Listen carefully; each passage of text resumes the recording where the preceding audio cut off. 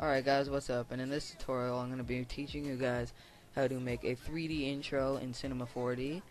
Now if you guys don't know how to make the 3D text, I will have a link in the description or an annotation to show you guys how to make it. I do have a video on it, so yeah, so after you've watched that, come back to this video and I'll show you how to make the 3D text. So for you guys that know how to do it already, here we go.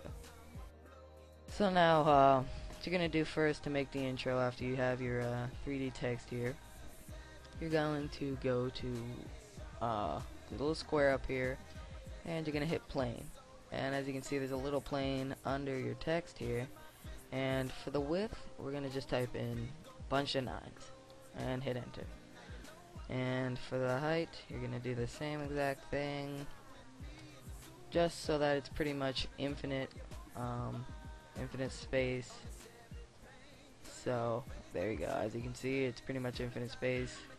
As long as we're looking kind of down at the text, you won't see just black in the outside. So there you go. After that, now that you have your floor, what you're gonna do is you're going to make a light so that you can see shadows and everything like that, which makes the intros look a lot better.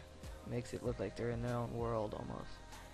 So what you're going to do is you're going to go to the light up here and you're just going to click on light. And as you can see, everything went dark because the light isn't in a good position.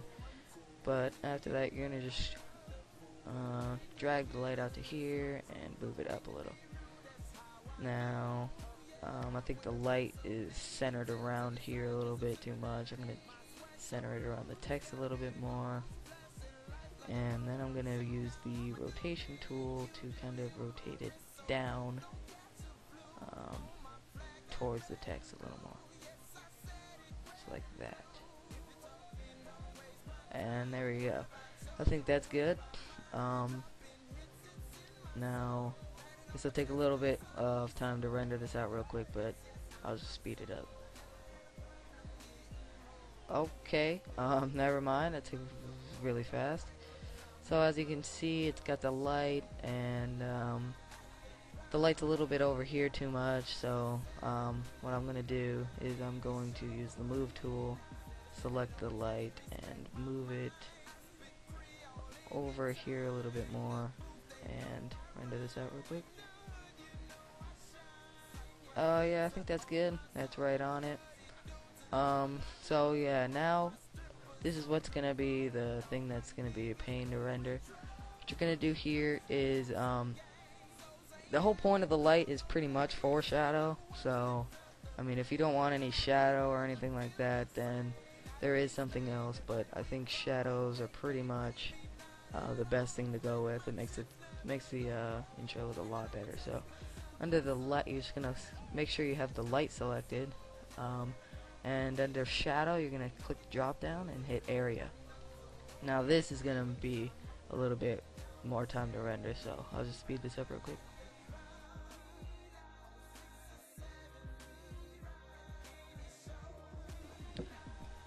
And here we go. Now it's fully rendered, and as you can see, there are shadows, and yeah, it just looks a lot better.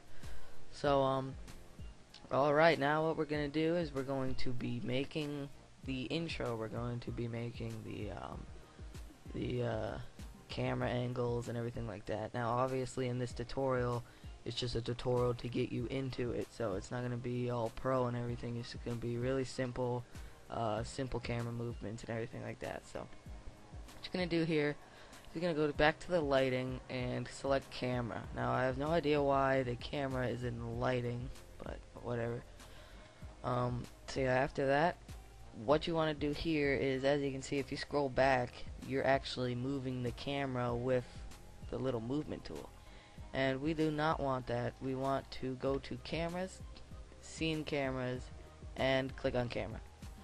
And now the camera is actually activated, so now whatever we see here is what the camera sees. So if we move around like this. Now the camera's moving around. As you can see, the camera's not in front of us anymore. We are the camera. So Yeah, that's what you want. It's a lot easier than moving the camera physically around. So after that, you're going to want to get yourself into the position of your first movement. So I'm actually going to zoom in a little bit behind the text, and what I'm going to do is I'm probably going to zoom out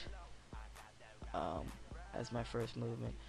So what you're going to do here is, after you have your first little thing set up, you're going to go down here and change this to about 500.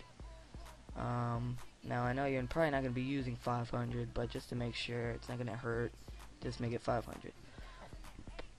So yeah, now after that, you're going to go to around 50, or no, my bad, keep it at 0, and you're going to click on this little red circular thing in the middle. That is actually an automatic keyframing. So now, now that I have that selected, if I go to any point in the timeline and move the camera or anything, it automatically keyframes it for me, so I don't have to do it every time. So yeah, after that, you're gonna move the bar in the timeline to about 50, and you're going to zoom out and do whatever you want with the camera. So what I want to do is I'm probably going to just zoom out real quick and get kind of a little perspective view over it, kind of to the side a little bit, like this. And after that, I'm probably going to go 50 more up to about 100. And actually, I'm going to probably zoom in, go right over here, zoom in some more, up a little more, and then completely turn around. As you can see, I need to back up a little bit, and back up a little bit some more, and there we go. I think that's good right there. And then after that, just to finish it off, kinda, you're gonna go to about 130 probably, and you're going to move the camera. I'm just gonna move it right in the front of tutorial, or the text, whatever you have written on your text, and just move it around up into the front of it. And then maybe just to kind of